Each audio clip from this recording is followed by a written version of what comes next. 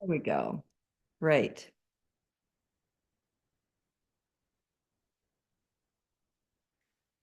So great to see all of our fellow color enthusiasts joining us today. I'm going to go ahead and get started. So greetings to everyone and welcome to Color Literacy Forum number 9. I'm Luann Stovall, a member of the Color Literacy Project team and host of the Color Literacy Forums. The forums offer a platform to share innovative content, teaching methods, and resources to expand 21st century color education at the university level across all disciplines, from design and the arts to humanities and the sciences. This project is a joint collaboration of the Color Literacy Project in partnership with the International Color Association, that's the AIC, and the Intersociety Color Council, that's ISCC, and Cumulus, the leading global association of art and design research. Before we jump in, though, we want to know who you are, so we're asking you to put your name, where you're joining us from, your university or place of work in the chat box, please. An active chat box is highly encouraged in these forums, so we want you to keep your fingers warmed up for comments and questions. We like to hear from everyone on the call because we are in this color community together. So thank you. For this year's forum, we chose the theme Color and Context. In this series, we are exploring how different contexts affect the way that we perceive colors. This includes spatial, environmental, physiological, psychological, cultural, and historical factors. Last March, we began our journey by exploring the identity and ambiguity of colors through the lens of color philosophy and color perception. In the second forum, we investigated the relationship of colors to the objects, spaces, and lighting conditions around us with examples from both research and design. Today's forum is the third in a 4-part series. The title is Color Through Time, Histories, Meanings, Practices. The fourth and final forum is scheduled for Friday, December 6th. So stay tuned for details and we'll get them up on their Color Literacy website sometime within the next week or so. All right. Before I introduce our 3 speakers, let's review the timeline. Today's forum is 90 minutes long and divided into 2 parts. Part 1 is about an hour long. Each speaker will give approximately a 15-minute presentation. You are encouraged to type your comments and questions in the chat box during the presentations. But rather than take questions after each presentation, we will have a moderated panel discussion with our speakers in part 2 of the program. That's from approximately noon, that's Eastern time, to 12:30 p.m. So that's 30 minutes. Your questions and comments will be addressed during this session. Okay, now I am delighted to introduce our first speaker. Talk 1 is Lapis Lazuli and Some Meanings of a Blue by Spike Bucklow. Until 2022, Spike Bucklow was a professor of material culture at the University of Cambridge. He was originally trained as a chemist, but has always had an interest in the arts and has since spent 20 years working on the oldest paintings in Britain. His in-depth examination of great paintings has resulted in groundbreaking research into the science and craft of artists from the late 13th century to the early 20th century. Spike is now a maker and writer. His books on artists and their methods include The Alchemy of Paint from 2009, The Riddle of the Image, 2014, Red, 2016, The Anatomy of Riches, 2018, Children of Mercury, 2020, and The Art Beneath, 2024. And even though his camera is not working on his computer, you're going to be hearing his voice, so please join me in welcoming Spike Bucklow. Well, good afternoon or good morning, wherever you are, and thank you for joining us. And again, my apologies for my failure to wrestle with technology. Anyway, you're not going to be distracted by me. You can just see these wonderful slides, which are not all grey, I have to assure you. I'm going to talk about ideas about colour up to about 1700, and I want to contrast them with modern ideas about colour. And the two most contrasting things that I can think of are that, okay, so I've come to my first problem, which is, it's slow to react for some reason. That colour is an objective phenomenon. It is something that is associated with the object that carries it. In the modern world, of course, it's dismissed as a subjective epiphenomenon. So I'm going to talk about colour as something which is objective. I'm also going to talk about something that's meaningful. Today, colours are relatively meaningless unless we have a convention, in which case that convention it carries a shared meaning. So but that's a cultural meaning, and up to in the pre-modern world, the meaning of a colour was inherent in the object itself, which is different from culturally imposed meaning. And the way in which it derived its meaning was through something called the doctrine of signatures. This is an idea that everything on Earth fulfilled some function for people, and that God wrote a signature on each of those things so that you knew what that function was. That signature could be the behavior of something, or the smell of it, or the taste of it, or the color of it. So the color of something is something which directly carries meaning. Now, I could, because each color is different, it has a different origin, I'm going to focus on one color in particular. And this is a 13th century map of Great Britain, and it comes from St Albans, which is near London at the bottom of the map. And I want you to look at the top of the screen, and I hope you can see in alternating red and blue, it says Scotia Ultramarina. That's an implication that if you want to get from London to Scotland, it's easier to go overseas, because that's what ultramarine means. So the first thing is this name of the blue, ultramarine, means the blue from overseas. But the sea over which you have to get it is not the North Sea, because the only place to get ultramarine was from a rock that occurred in Afghanistan. And here is a 14th century, or some folds from a 14th century map, and I've highlighted Kabul. And I'm showing contemporary maps, because if I showed you a modern map of Afghanistan, it would carry with it the cultural baggage of the Taliban, and that is completely inappropriate for an understanding of colour before 1700. If I just go back, you'll see just underneath Kabul are three men with crowns on, one of whom is pointing. He's pointing towards the Star of Bethlehem. This is an implication that in the old world, Afghanistan was seen as close to the land of wisdom. And I want to show you another map here. This is a Hereford Mappa Mundi. It shows where I am speaking from. It shows where Rome is, Jerusalem at the center of the world. And there's one more landmark to tell you where Afghanistan was. And Afghanistan was on the doorstep of paradise. To the north, which means on this map, left, and to the west, which means on this map, down. So northwest, Afghanistan is northwest of paradise, and very close to paradise compared to the other places on this map.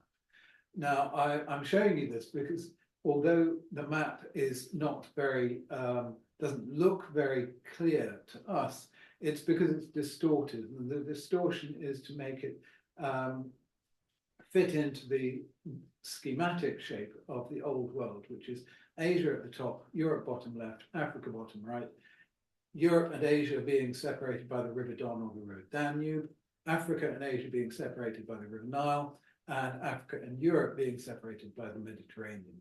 So all of this tells us that the rock comes descending as if from the heavens above the cross, because this T shape has to be imagined as the Greek cross upon which Christ was crucified. So his heart or his head is above Jerusalem. His right arm is going along the Don. His left arm is going down the Nile, and his body is going down the Mediterranean. So lapis lazuli comes from as if the doorstep of paradise, descending from the heavens to Europe, which is in this map, the land of the blessed. Therefore carries with it a lot of cultural associations, which are not obscure. They are in the words. The word ultramarine means over sea. The sea in particular, to get to Europe, is the Mediterranean, which means middle of the earth. So everybody knew this came from the other side of the world, close to paradise. And on your left, you can see a manuscript from St. Albans, where the first map came from, with some lapis that's in the abbey for medicinal use. And on the right, this is a pax, and you can see lapis lazuli, which, as Albertus Magnus described it, is the color of the midnight sky, streaked with clouds and speckled with gold stars. So geographically, it comes from paradise, and geologically, it occurs as three minerals that are associated with the heavens. So if you want a blue color from this rock, you have to separate out three different minerals. And this is a very complex, labor-intensive process, on top of the fact that it's an expensive material that's been brought into Europe with lots of other properties as well. And it was not arrived at random, it was arrived at with scientific guidance. The science was the four elements of Aristotle. And I want to very quickly run through those four elements because we're unaware of them now. And because I have demonstrated to you that I am able to use a laptop and satellites to show you these slides, but I have absolutely no understanding of how that laptop works, which is why there's no video, and how the satellite works. Now, I am perfectly competent to operate in the modern world with total ignorance of most of the technology upon which I rely. And we have taken this as normal, but it's actually a very abnormal state of affairs. So this science of the four elements in the pre-modern world was actually very, very well known. So I'm going to run through it because it helps you understand how a color has a meaning. The four elements are ways of being in the world. So earth is the solid way, water is liquid, air is the gaseous way, and fire is the so-called consuming way of being in the world. And these are combinations of two qualities. So fire is hot and dry, air is hot and wet, and that means that there are two lots of relationships between these ways of being in the world. Fire and air are concordant through heat, or through fire and earth through dryness. But fire and water are contrasting because they share nothing in common, and earth and air are contrasting. So that's the first thing you need to know. The second thing you need to know is if God had wanted to make the world perfect, he'd have done it with the elements arranged like this. And they want to be there because fire is subtle, going down to earth being dense. But of course, God had already made heaven, which was perfect. So the world, a perfect world would have been redundant. It's imperfect, which is just as well, because in this arrangement we'd all drown. And it gives us something to do, strive for perfection. And because they're all mixed up in this world, objects do know where they should be, and they will move. So fire always moves up, earth always moves down, water and air move up or down according to where they are in their ideal space. They can't all move equally well because of these platonic shapes. They can be sharp and mobile, blunt and mobile, or blunt and immobile. So we have here 5 phenomenological properties associated with 4 ways of being in the world. And these are enough to explain how you can separate 3 minerals and get 1 pure colour. Now, what I'm showing you here, I would flatter myself, is clearer than this, which is a page from a manuscript in the University Library in Cambridge, but it's saying the same thing. So what I want to do is take that knowledge that you now have and show how Cennini used it to process this rock with 3 minerals in it to get 1 colour. First of all, you grind up the rock in a bronze mortar. You work up that powder on a porphyry slab. I'm not going to go into details because I'm rushing through this in 15 minutes, but if you want questions after, I'm very happy to answer. So for every pound of rock, 6 ounces of resin, 3 ounces of wax, and 3 ounces of gum, you melt it all into a ball and knead it with your hands, having covered your hands with oil. You do that for at least 3 days and nights. It's hard work. I've done it.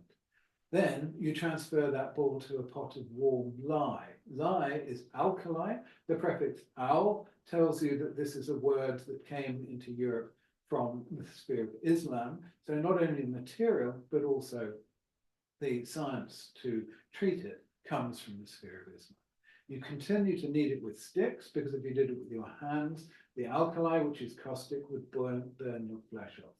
As the lye turns blue, you decant it, replace with fresh lye, you repeat 18 times, according to Cennini. This is a 14th century recipe. You let the blue stuff settle, you decant the rye, dry the powder, and then you combine into a number of grades. And he tells you how much you can sell each of those grades for. So you start off with the rock, which is made of 3 different materials.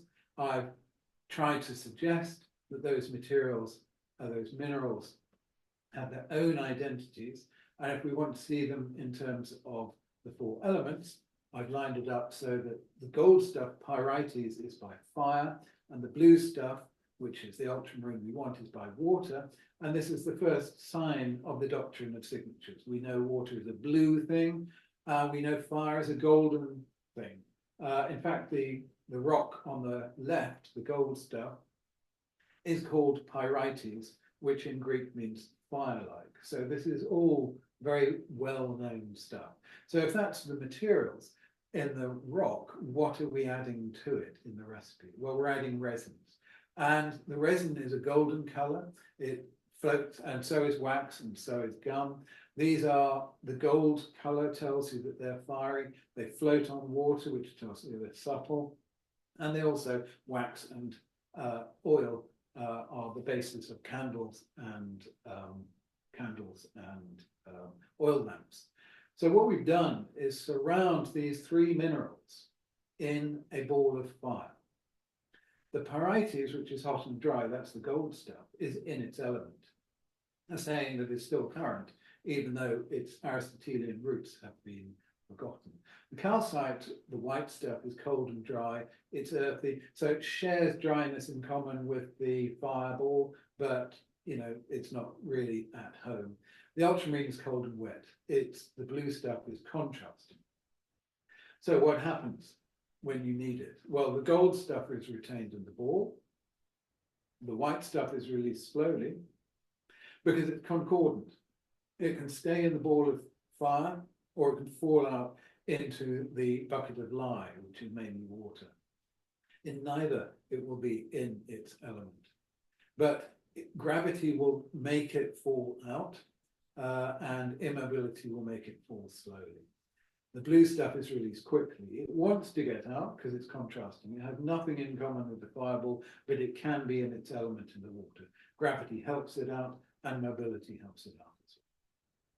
So we end up with a fantastic blue color, the origins of which are known by painters and used by painters. So this is the late 14th century Wilton diptych, and you see on his knees Richard II praying towards the Virgin the Christ child and angels. All of those robes are ultramarine. That is known as a material to be elemental water. That elemental water has medicinal properties like helping relieve eye problems, dispelling melancholy, and helping answer prayers. So this is known and used, and you could tell a story like this about every single color on this painting, or indeed any painting up to about 1700. Those stories were known by the patrons, by the artists, and by most members of the public. Thank you.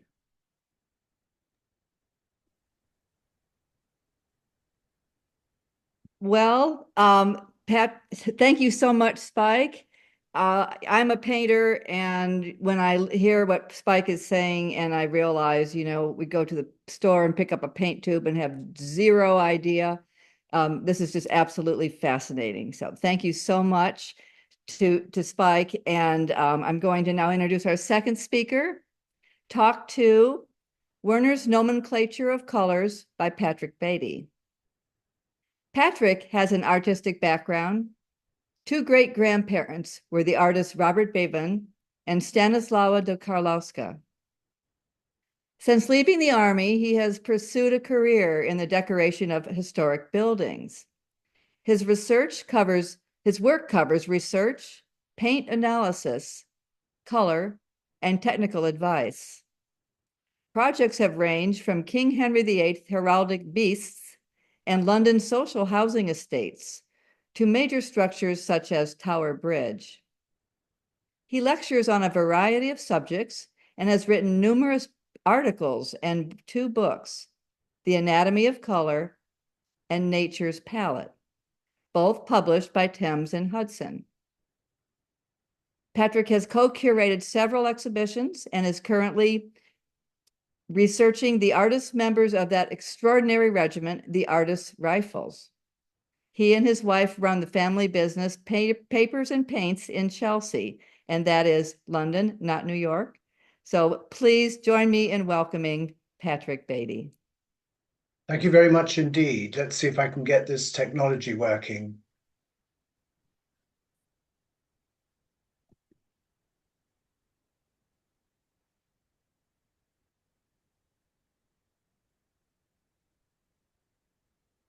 Right, are we there?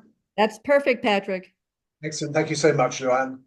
Right, I will be talking about the origins and significance of this little book on colour that first appeared in 1814 and that was to influence many others for the next 100 years.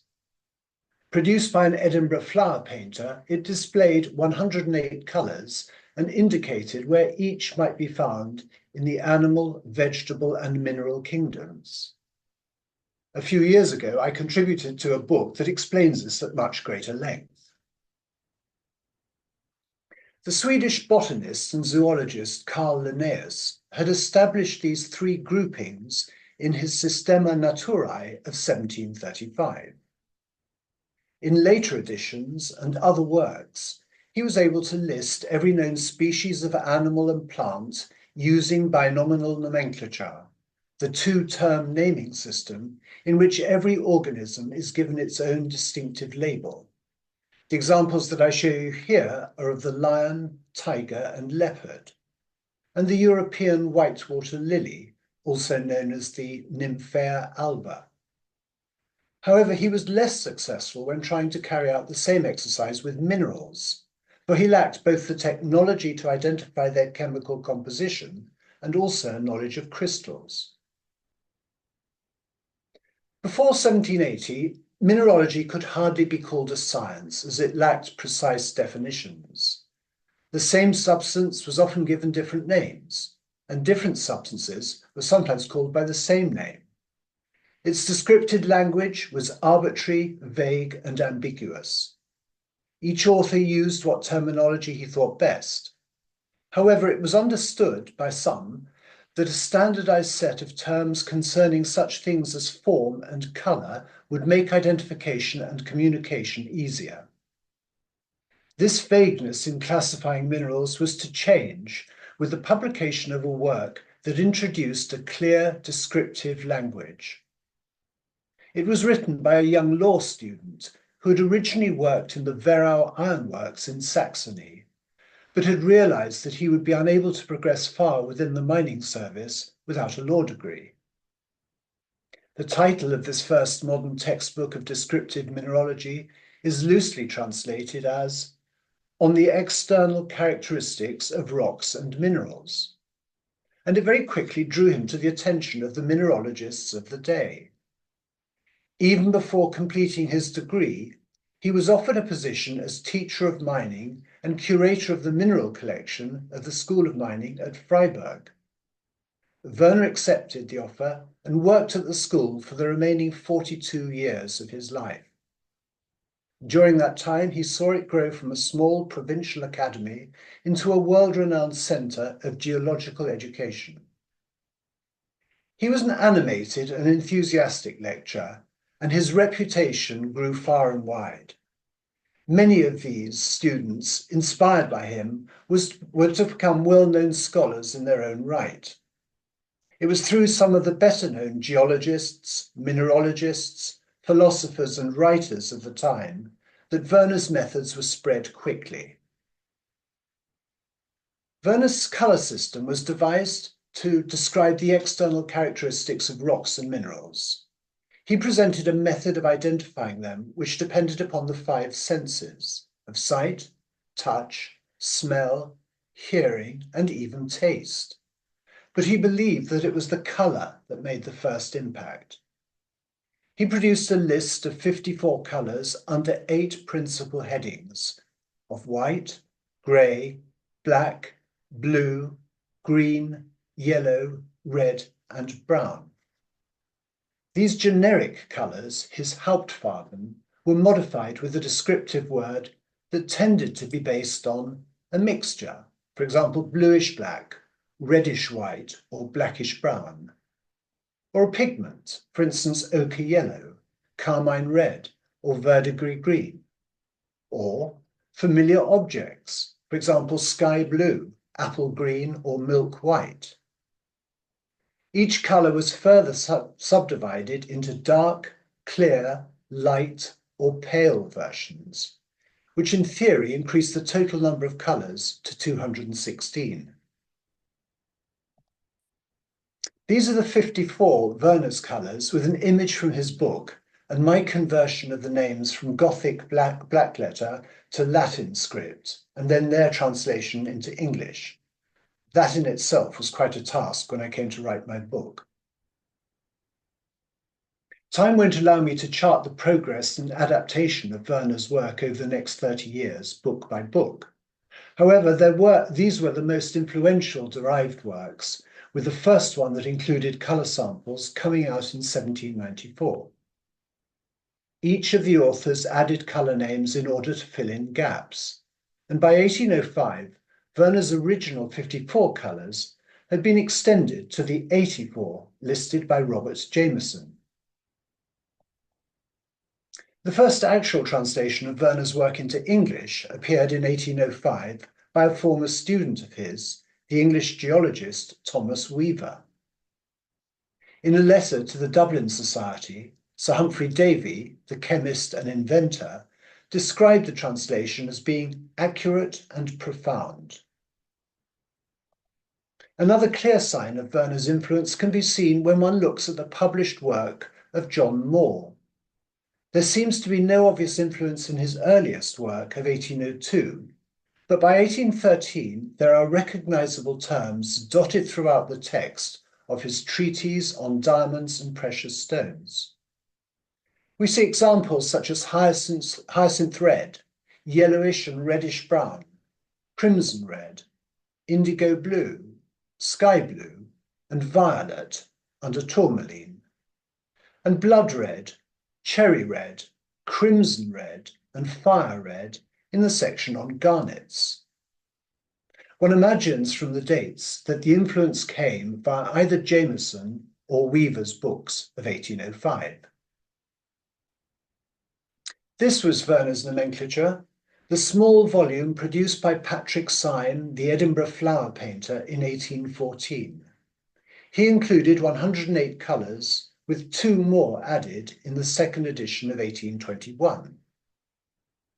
36 of Werner's original names were employed, and the remaining colours were given names that followed Werner's system, for example, liver brown and reddish orange. Syme used the 8 principal families of colours, Werner's Hauptfarben, but he added purple and orange, so that it would be of greater use when dealing with the vegetable world. Syme pointed out that in the arts and sciences, there had long been a requirement for a set of colour standards to help with descriptions, and that this was the object of his book. He added that it would also be useful to tradesmen and businessmen.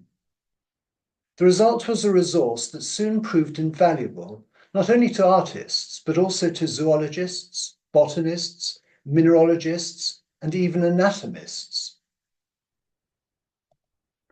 Syme's book was quite different to anything of its type that had been published before. It was compact, almost pocket-sized. It was laid out in a logical and practical fashion, which was ideal for field work. The colours were arranged by family groups and key information was placed beside them. The colours were generally brighter than had been published in those few earlier mineralogical works that included colour samples. His work with the Wernerian Society in Edinburgh meant that Syme would have had contact with a wide range of natural scientists, with botanists, zoologists, and surgeons amongst them, and he would have been able to get practical advice on a wider range of colours. What Syme did achieve was to develop and broaden the basic and very limited colour range first published by Werner and refined by successive mineralogists, and produce a set of standardised colour terms for more general scientific descriptions. The name of Abraham Werner would have been known widely, and although Symes's was a very different work, Werner's name would have certainly helped to sell the book. One of the earliest uses of Werner's nomenclature of colours was in medicine by the Scottish anatomist John Gordon in 1817. For example, rather than grey, which was the colour most associated with the brain, Gordon more accurately described it by saying that it was like wood brown in the book. In his 1824 Journal of a Second Voyage for the Discovery of a Northwest Passage, Sir William Parry, the Arctic explorer, was aware of the need to record newly caught specimens, saying that the colours tended to fade after being killed. For example, Parry used the book to describe the colour of an ermine as follows: the usual sulphur or straw colour on the root of the tail. Dr. John Richardson, a Scottish naval surgeon, produced a zoology of the northern parts of British America in 1829. This was based on information that he had collected on John Franklin's 2 earlier overland expeditions in his capacity as surgeon naturalist. He was clearly using sign because he tells us, and I quote, "The nomenclature of colours made use of in the description is a modification of Werner's, contained in Mr. Symes's useful little work." It is highly likely that Charles Darwin encountered Werner's nomenclature while studying at the University of Edinburgh in 1825 to 27. In September 1831, a few months before embarking on the HMS Beagle, Darwin wrote to his friend, the Cambridge clergyman and professor of botany, John Stevens Henslow, and ended with the words, "Keep sign on colours in your mind." We learn from subsequent letters and notes that Darwin used it both for recording the colour of the sea and landscape, and also the natural history specimens that were taken. Early in the voyage, in March 1832, when they were just off Bahia in northeast Brazil, Darwin described the colour of the ocean in his zoology notes. He said, and I quote, "I'd been struck by the beautiful colour of the sea when seen through the chinks of a straw hat. It was, according to Werner's nomenclature, indigo with a little azure blue. The sky at the time was Berlin with little ultramarine blue. The second voyage of HMS Beagle was from December 1831 to October 1836, and Darwin used Werner's nomenclature throughout to describe what he saw.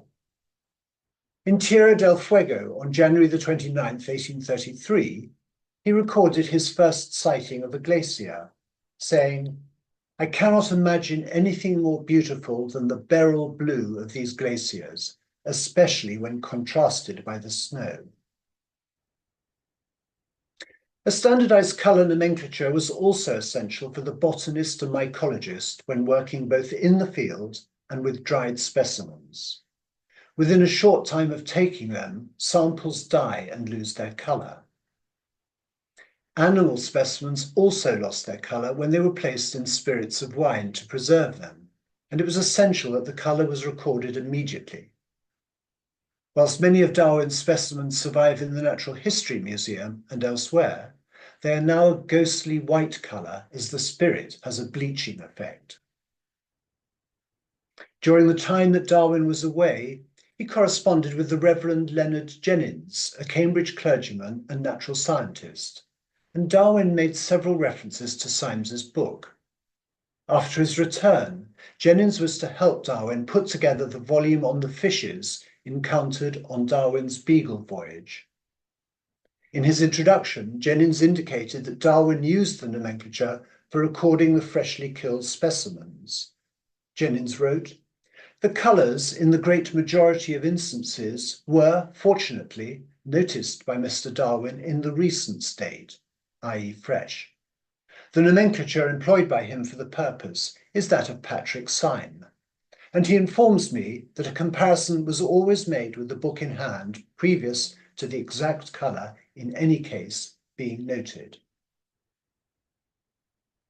In correspondence with his friend, the botanist and explorer John Dalton Hooker, Darwin mentioned his seaweed specimens, saying, "It has just flashed across me suddenly that I brought home a very few plants in spirits of wine, with the colours noted, namely some seaweeds."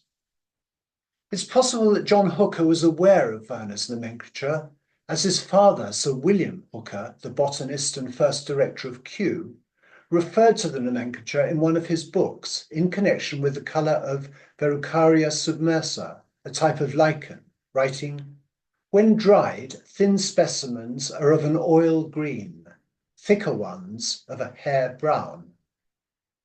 However, apart from a few examples, it appears that Werner's nomenclature may have found less use with botanists than with the mineralogists or zoologists and ornithologists, for very few can be found in the many botanical works published in the United Kingdom throughout the 19th century.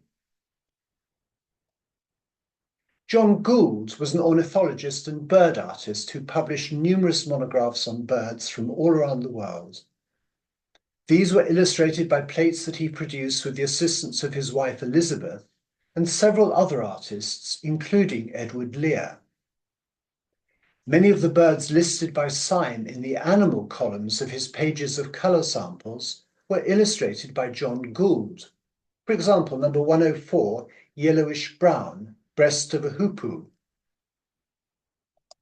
Time won't permit a detailed study of the influence that this little book had, but the last recorded use that I can find was in the 1950s, when it was used by the lover of the novelist Patricia Highsmith to describe her body. And that is me over. Thank you. Thank you, Patrick. Astonishing. And I'm just amazed following up on Spike's presentation. Then we hear yours. This is the role of color in communication and the role of color as information about the world around us. It's just amazing how rich this whole discussion is. So we will now have an opportunity to move on to our third and final speaker of this part of our program, and this is talk 3. We're moving into the present. So, but we're just, name of the talk is Why History Matters in Color Education and Practice in Post-Compulsory Higher Education by Judith Mottram. Judith is Professor of Visual Arts at Lancaster University in the UK. Originally trained as a painter, she completed a PhD about the influences of the work of contemporary painters while they were undertaking studio degrees at master's level. Her career included working in London art galleries before roles in academia. After leading an undergraduate degree in painting at Loughborough University and being director of research for the School of Art and Design, she was a professor and dean of art and design at Nottingham Trent University, dean of the School of Material at the Royal College of Art, and director of the Lancaster Institute of Contemporary Arts. Judith is on the editorial boards of the Journal of Visual Arts Practice, the Journal of the International Color Association, and the Journal for Textiles Design, Research, and Practice. Currently, she's working on the Blackwell Companion to Color, which she's co-editing with Professor Paul Smith of Warwick University. Please join me in welcoming Judith Mottram.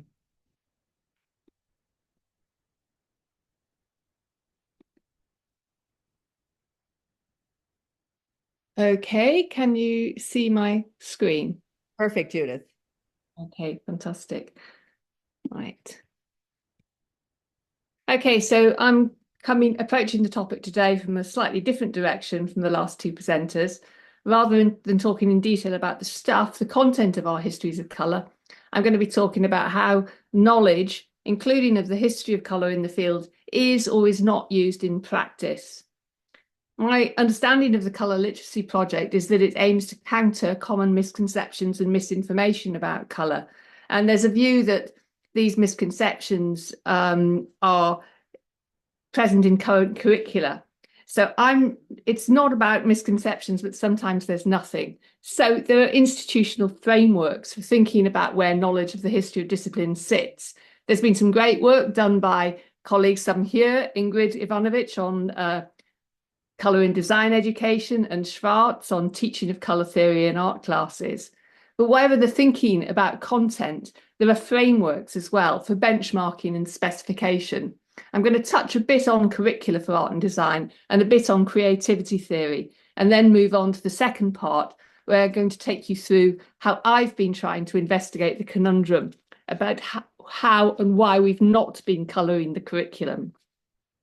So most countries have some sort of qualification frameworks encouraged by UNESCO, overarching statements about content of different levels, like this one from the Australian qualifications framework, from Hong Kong, a broad understanding of a body of knowledge and theoretical concepts with advanced understanding in some areas. In the UK, we've got subject benchmarking statements, which they don't set out the curriculum, but they give a bit more detail of what can be expected of a graduate. And in the UK, indicates that technical skills in the use of discipline-specific materials and processes is considered important. Drawing is mentioned 4 times. Colour is not mentioned. And I think this absence of the skills, knowledge and capabilities expected of advanced study in the field might be a little problematic. So, sorry. I'm not going to go into this in detail, but I think we should understand the framework for how we've got to the confusion. And I think there's a useful tracking that you can do from Barkan's post-Woods Hole Conference perspective in 1962 through Eisner's discipline-based art education notions, up to the problems recognised today, the current, what I think is the current fetishization of ambiguity. The quote at the end gives a pretty clear view of the current position. Are we being let off the hook in respect of clarity about what we do? I think we probably would agree that art and design might be a creative practice. When I became an academic in 1994, after working in the gallery field for a few years after my doctorate, there was a lot of discussion in business, in psychology, about what creativity is, how to bring that in to stimulate innovation. I thought that might influence how we teach, but nobody seemed to know anything about it or have any interest in it. What did creativity have got to do with the art school curriculum? They said. Anyway, no, they didn't say that. These quotes from people like Csikszentmihalyi, Sternberg, Weisberg, Maggie Bowden, and other people.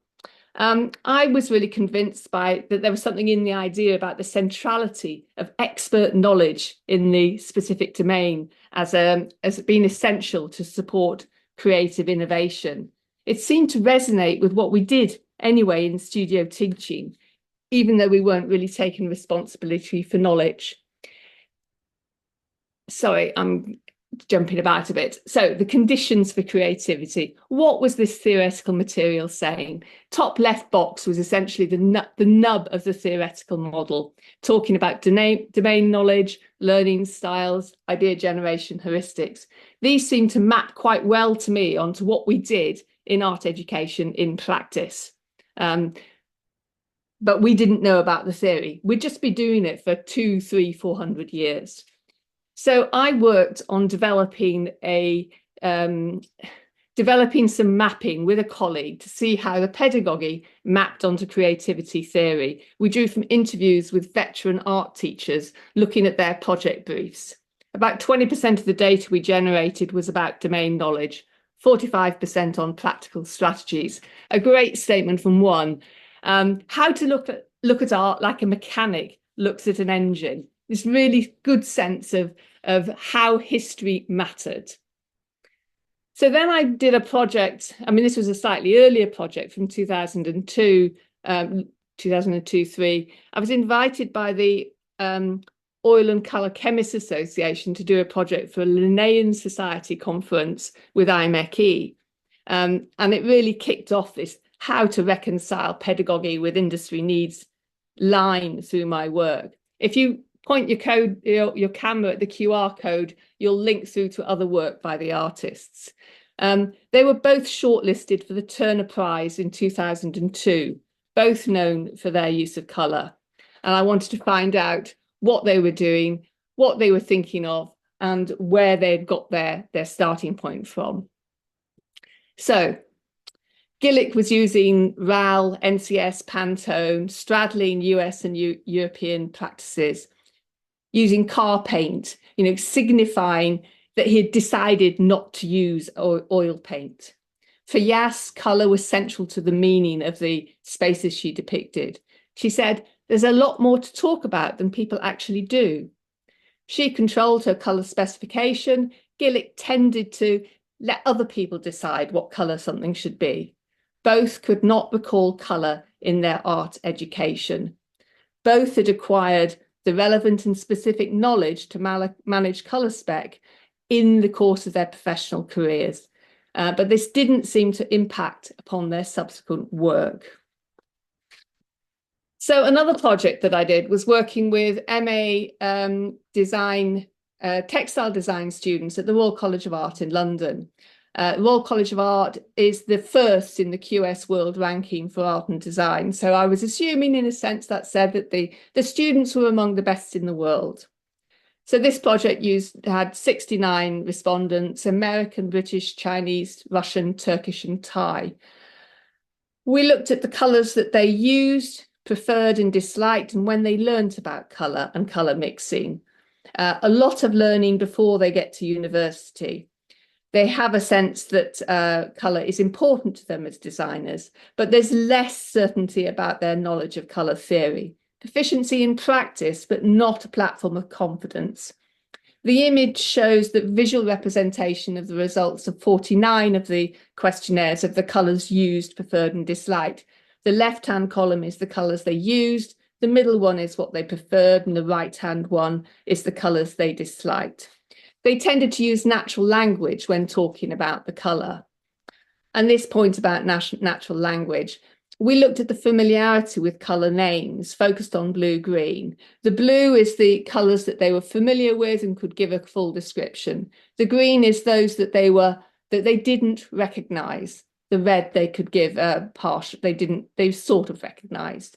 So navy, turquoise, lime green, cobalt and teal, not problematic. gamboge, Odini, Payne's grey, Oxford blue more challenging. With reference to lapis lazuli, 50% of one cohort and 60% of another did not recognise the term. So an elite group of students, maybe not knowing as much as we might anticipate. I had a bit of a go at grouping the palettes to see if there were any patterns. The top half of the slide here shows the coloured palettes used by 12 of the respondents, organised into speculative groupings. I got a sense when I was building the visualization that there were palette typologies. So I say the top left, we've got the Versace palette, and then the middle palette is the Armani set with much more focus on neutrals. And then on the right-hand side of the upper portion, we've got the Chanel type palette. There was a real sense of them knowing the history of their palettes within the field, the history of palettes within the field of the leading designers. The bottom row of images is from a sample of paintings drawn randomly from a data set of 1,000 works in state collections in the UK, Finland, United Arab Emirates, and the USA from a project with a postdoc. And there again, we saw some emerging typologies of palette. Grey quite dominant for female artists in the US and UK, but not the French. Blues and browns dominant male and female artists in the UAE collections. Not necessarily a historical lens, but in a sense it gives some idea of scope as possible analytic methods. Now I'm closing here with this image from a colour mixing exercise I used with an undergrad student, with undergrad students back in the last century, as it were, 1997. Titanium, ultramarine, cadmium, and yellow and alizarin crimson used to generate 80 tones and tints. Behind it is the brief for the colour project. It was in a book that somebody lent me at the time, and I never made a note of it. What a terrible researcher I was then. I've been unable to find it since, but I think someone somewhere must have used it in their colour teaching or decided not to. If you do know it, please let me know.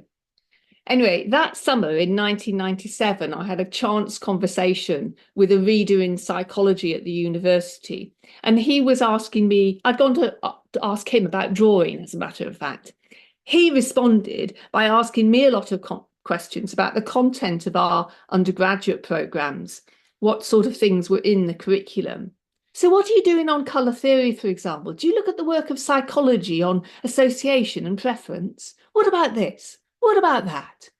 And that really was the start of my 20 or was it almost 30 years of concern and dabbling in this area, which has in a sense stimulated to a certain extent the current project, editing the volume for Blackwell.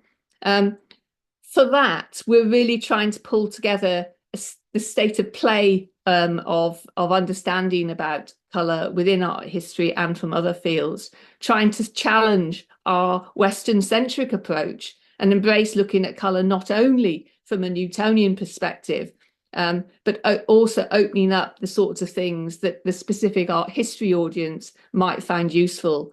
We're including discussions from anthropology and economics, as well as psychology and marketing.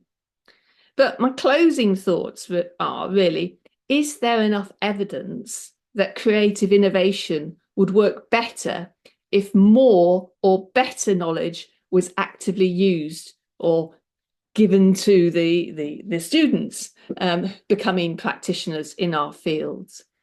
And I think we need to be clear about our intentions on whether we're giving students the sort of fundamental structure of the subject. What of history do we need to know well? And sometimes I wonder, how do we manage to make such fantastic use of colour while being in such a muddle? Thank you.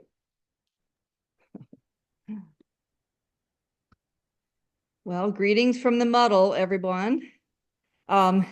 I thank you so much, Judith, for that extremely thought-provoking talk, and I'm looking forward to the next part of our our program, because there's definitely a lot to talk about.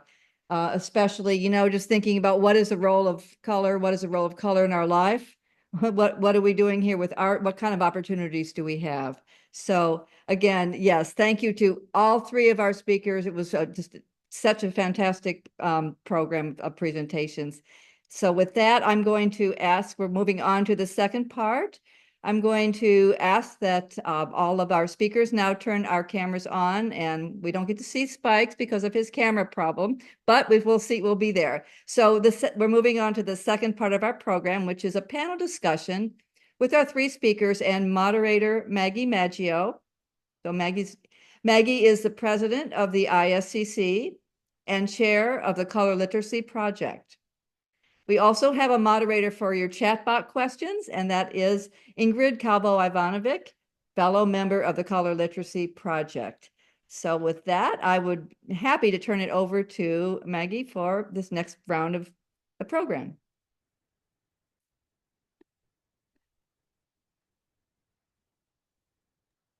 Maggie, you are muted still. We're going to try to get you unmuted.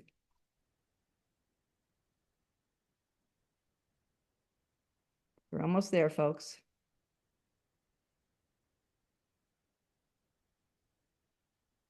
Can't yet, not yet.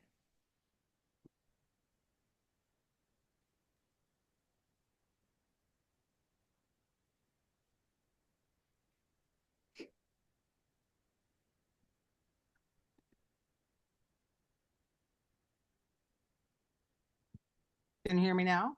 Yeah. Now it's Maggie. Yes, okay. Thank you. Okay. Wow. All right. So history and context. I have to say thank you so much to our speakers for this amazing overview that starts with our worldview at different times. Our worldview during, say, medieval times, our worldview during the Enlightenment, our worldview now as it relates to color education. And we want to go ahead and start by asking the speakers if they have questions for each other. And as we do that, we want to invite you all to add any questions to the chat. So let's see. Any thoughts, any perspective from the speakers to each other? Just go ahead and speak out. No? Yeah.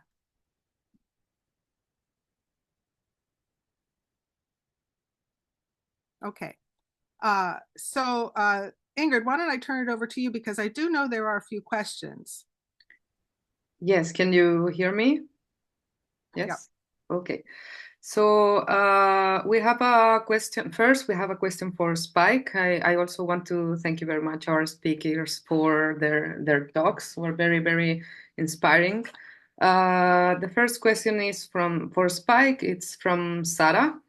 And she says, I believe lapis was used for the most significant celestial figures in the Quattrocento. It was the most expensive valuable pigment, including gold leaf, I think. Does the water aspect have anything to do with signifying Mary with lapis? Yeah, thank you. That's a good question. Yes, ultramarine is one of the most expensive pigments on the palette. In fact, if you think about covering painting with square inch by square inch, it's significantly more expensive than gold. So that did encourage a very judicious use of it, but the actual connection with Aristotelian water is, I think, very significant for the Virgin Mary, because we're not talking about water, we're talking about the behavior of something which is water-like, something that is very receptive, something that does not, it's receptive in that it will take on board lots of things like salt and sugar will go into water and change its properties. Water doesn't really mind. It carries those properties. It will also change its color according to different things that you put in it. Obviously, it changes its shape if you pour it from one glass into another. So water is a very receptive thing. It has no agenda of its own.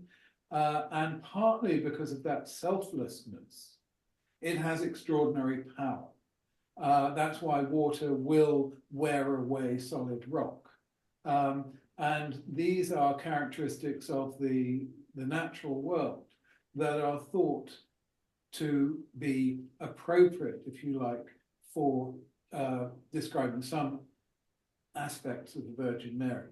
Very receptive, very accommodating, yet very powerful.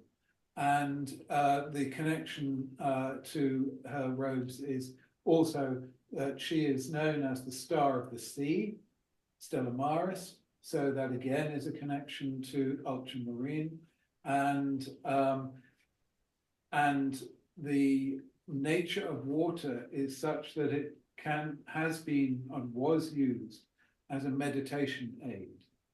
This is why it was said that ultramarine would help answer your prayers. This is from Marbode of Rennes, who was 12th century Archbishop in France. It sounds like it's heretical, but it's not heretical. And if you're interested, I've written how it's not heretical and how it answers prayers. I mean, in The Riddle of the Image, which is one of the books that was mentioned. And the kind of easy way of thinking about this is if you have still water and you gaze on it, what it does is reflect the heavens that are above. Does that go anywhere near answering? Yeah, I have to say I had not made the connection between Mary as a name and Mar as a sea. So thank you for that. There's another question. Go ahead. That I think for Patrick, Ingrid. Yeah. There was a question that I think Patrick already answered in the chat box, but maybe you can address to it also for the people in our call. So Robin was asking Patrick, considering the importance of Syme's book, how widely distributed was the edition? And it was something that also I had as a question. Like I was very interested on knowing about the distribution of this book, as how it was distributed, if you know something about it, and if you know also if the different people that addressed to it, right? Like also Darwin, they had like direct contact with the book, or was something that was told to them, or was something that people was talking about. I wanted to add that to Robin's question. So if you can say something about it. Certainly. I mean, to be honest, I know little about it, other than there were only 100 copies of the first edition that were published. I don't know about the second edition, which came out 7 years later. I should imagine that most of them were distributed within Edinburgh. Edinburgh was very much the centre of the Enlightenment, or certainly the Scottish Enlightenment. And you've heard me talking about numerous mineralogists, botanists, anatomists, and all the others. Very many of them in the United Kingdom were Scotsmen. So I should imagine that the majority was spread around the capital there in Edinburgh. Remember that Darwin himself had been at university in Edinburgh. That's probably where he first encountered Syme's work. But to be honest, it's not something I've studied. I'm particularly interested. I'm less interested in the abstract. I'm more interested in how colour terms were expressed and colour was conveyed. I'm interested also in the current times. You know, how we convey colours accurately using either words or numbers or what have you, and the limitations which someone has brought out in a later question the limitations of colours, colour accuracy, colours fading, differences as I've seen between the editions. For example, I've compared different editions of Sign's book, the 1814 edition, and the colours are not identical book to book to book, but one wouldn't really expect that. These colours were produced in watercolour. Where the book has remained closed for most of its life, it's very unlikely that the colours would change very much. Occasionally, and I'm leaping ahead to perhaps deal with the second question directed at me, I have seen in other works of colour, for example, David Ramsay Hay, yet another Scotsman who wrote prolifically about aesthetics and about colour and about decoration in the 1840s and 1850s. There's a wonderful book called Hay's Nomenclature of Colours, which is absolutely stuffed full of coloured triangles in the most complex arrangements. You really do need to, you need a strong cup of coffee and a lot of time to work through what Hay is trying to tell us. I've done that very slowly, and needless to say, after a period of time, one forgets everything. The point I'm leading to in a rambolic way is that the oranges, the secondary colours that Hay shows in my edition of the nomenclature, have all begun to blacken because they were produced with red lead, that pigment. But one knows that, or those of us who work with colour and pigments know that, and so can make allowances for it. But for the most part, considering the technology at the time, the colours remained pretty true. Yes. That's, I think there is another question about whether the colors remain true and how they vary. So it is interesting to hear you say that you've looked at various examples, and yes, the colors are slightly shifting or shifted. Yeah. Someone else had asked a question about reproduction of it, and I know that there are a few reproductions of it. How would you say, Patrick, I'm sure you've seen the reproductions, how would you compare the reproductions to what you've seen? So. I mean, the reproductions, for the most part of those I've seen, are very inexpensive. They're nice little volumes, but I think they're really only good for telling the story. The last thing one needs to do, or one wants to do, is to use them in the way that Darwin and others were using them. Because when you compare the printed example, which I must admit I haven't done, but certainly I've photographed a number of the original editions, and there are similarities with some colours. Other colours, the greens, for example, tend to be somewhat different. So within the spirit of the exercise, they're not bad at all. But I would always, and I come across this the whole time, I would always suggest to people who are using early colour references as I would caution them, because they're designed, for example, to show a general type of, or local type of colour, not one absolutely specific colour. So, treat them carefully in the spirit in which they're intended. They're not scientifically accurate at all. Yes, good. Okay, so there is another question about, I think this one for Judith, about the relevance of teaching the history of color or anything about color. Ingrid, do you want to share that question? Yeah, the question is from Robert. It's for Judith, and it says, do we need to teach color to all, to artists, designers, architects, etc., or would it stifle creativity? Okay. Yes, no, I was amused by that one. Yeah, does teaching color stifle creativity? Okay, well, according to the theorists of creativity, more knowledge about color should help us to be more creative with our use of color.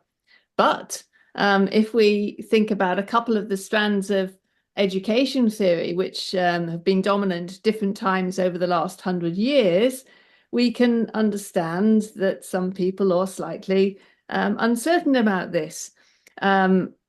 Effectively, Eisner's characterization of studio-focused teaching in his 1980 paper was that, you know, those of us who teach studio can only do what we know. And if we weren't taught it, we can't teach it. Yeah. So I think that that's one of those challenging ones where it has, in a sense, turned. Again, we've got this sort of whole thing about ambiguity now, about saying that it's all about risk, or the other strand, which is really important, is that it's about the creativity of the art of the person. So we shouldn't be telling the people what to do. We should be giving them a portfolio of projects or ideas, and they should be picking what they want to do, so that we're not, in a sense, leading the agency of the student. We're giving them agency to make their decisions and be their own creative person. So I think I would say that I'm probably with the creativity theorists on this one. I think we're not actually doing enough, and that we should, if we're taking on responsibility for providing the educations in our discipline. So that's the other bit of Eisner. Eisner as the person who did, in a sense, establish the notion of discipline-focused, discipline-based education. There is a responsibility to actually communicate something about it, but that we need to do it in the right way, and we need to work out. And I think I come back to my point. I'm a bit concerned that we're doing too much, which is in a post-Newtonian way, and we're not actually thinking about the global picture about what colour means. And that relates a bit to the question that's going to come for Spike, just in terms of there are different colour knowledges across the world, and if we're working within the university sector, we have a responsibility to understand the full panoply. If we're taking on that role within the sector, we need to actually not just think about what we need to do. And again, I come back to the ambiguity bit in relation to the contemporary situation, at least in the UK. I think that there is a certain extent in which we are at times I think there's an abdication of responsibility for content, and that we really ought to do a bit more. If we think about other disciplines in the university sector, we see them actually taking on more. They do not privilege the student, the individual as much. We probably privilege the student too much, but we should take on our responsibility more. So this is fascinating because, what are the subject areas? What are the topic areas that are, say, under the umbrella of a color education? And so the idea that you can somehow teach someone how to use color, maybe we need to switch that around, where we just want to, as we're doing with the Color Literacy Project, just make people aware of all the areas that color impacts, and go dive into some of those areas. One of the areas is the history of how color is used, and another will be the cultural, which will come up with in the next forum. But there is a question for Patrick that kind of connects this to, if you understand the history even of palettes. So Ingrid, you want to check? Oh no, I guess it's for Spike. Yeah, I think it's for Spike. Yeah. So Natalie is asking Spike, is it possible to take the knowledge that you spoke of today and carry this understanding to our contemporary palette? Do you think today's color carry the same agency?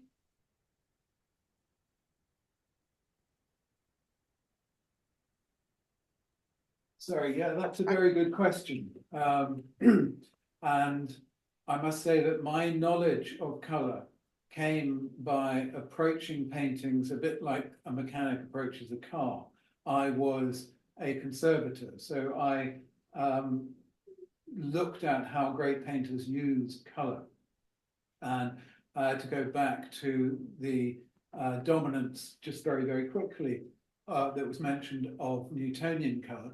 Actually, 17th and 18th century painters really did not like the Newtonian colour scheme.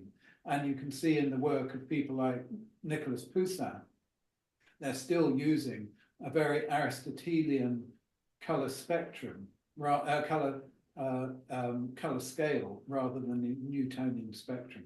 So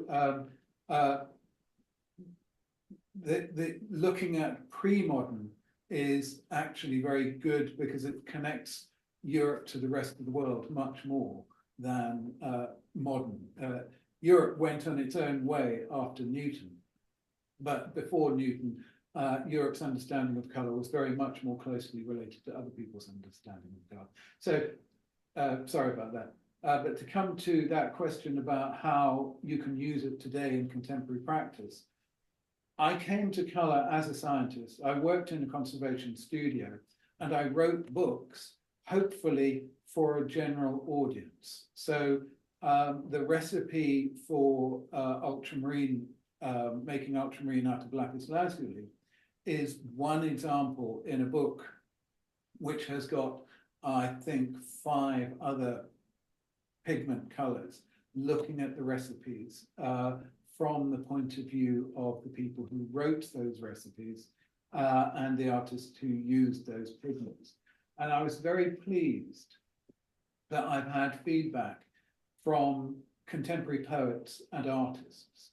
And I've done quite a few collaborations with artists today who are having their own take on this idea of looking at color from the point of view of the material that is used and the meanings associated with it.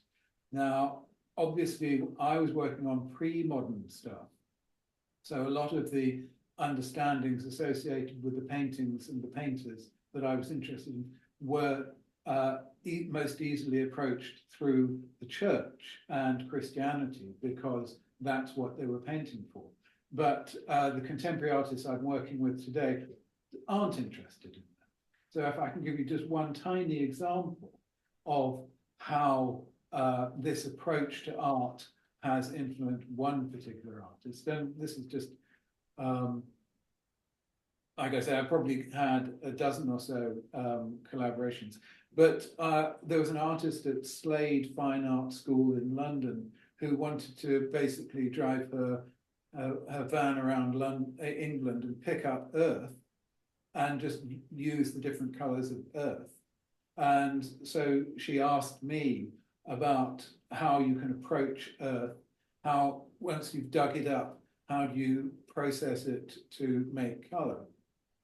And in the process of a 3-year PhD at the Slade, she discovered that coal mines across England were having to process their wastewater because the water still flows through the mine, and that the wastewater processing plants were generating a lot of yellow iron colors, which were just being bulldozed up and then put in landfill as waste.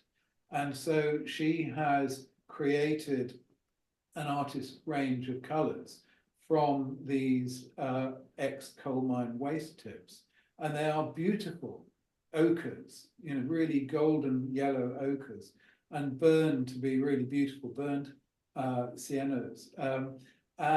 And so I've worked with her on that. And that is basically taking the kind of knowledge that I've got and recognizing that actually that can be used in a contemporary context. And it is all to do with where does the color come from? What are the cultural meanings of those colors? So the cultural meaning of these reds and yellows is that they are colors from what in America is called the Rust Belt.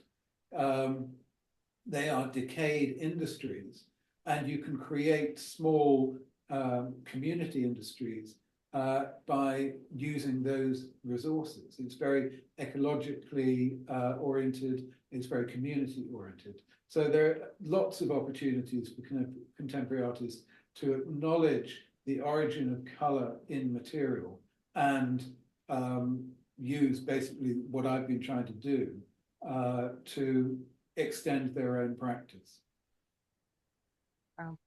So you mentioned a couple of things. You mentioned where colors come from and the history of how they've been used. And I want to make note of the fact that this program has been, all of these speakers are from England. We have our Western Civ history here. And what I would encourage everyone who's maybe part of this to consider that in other cultures, boy, the history might be very different. The history of meaning and where colors come from, or vice versa, I guess, where colors come from and their meaning.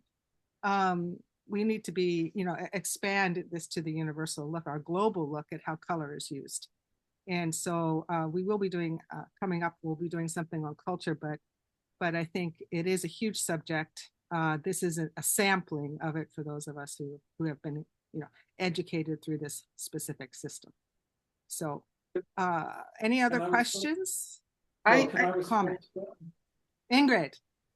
Yeah, it's not a question, it's a reflection I wanted to share with Judith.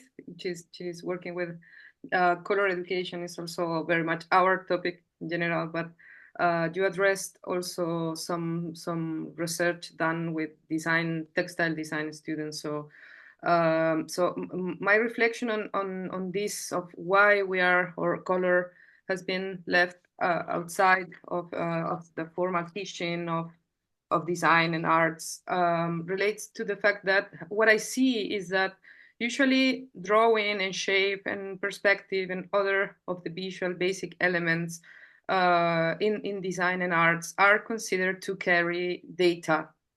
And for one specific reason, that I don't know yet, but that's what I wanted to ask you. What is your opinion?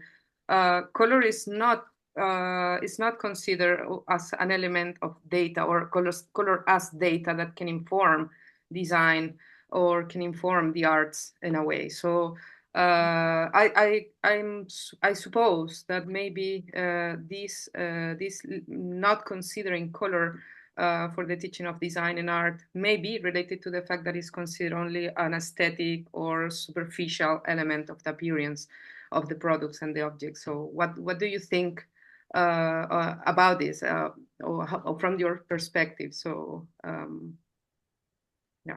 Well, I suppose I think that color does carry data. It carries as much data as a line does. It carries, its distance from, in a sense, a line is distance from X and Y. Color is distance from, X, Y, and Z. It's more three-dimensional, or you could even say it's four-dimensional, because it does.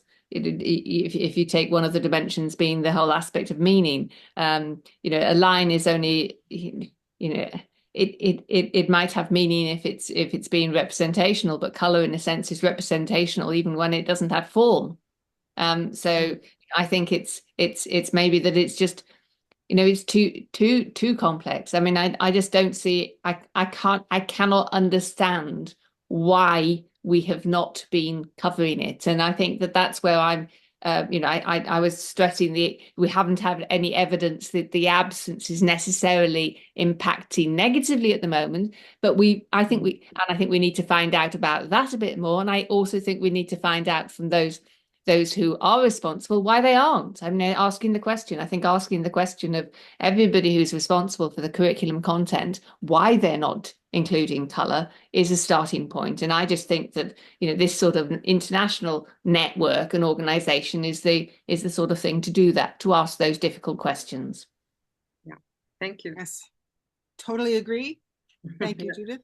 And what is fascinating is color was data, definitely, as Spike related to us, it had huge communication capabilities.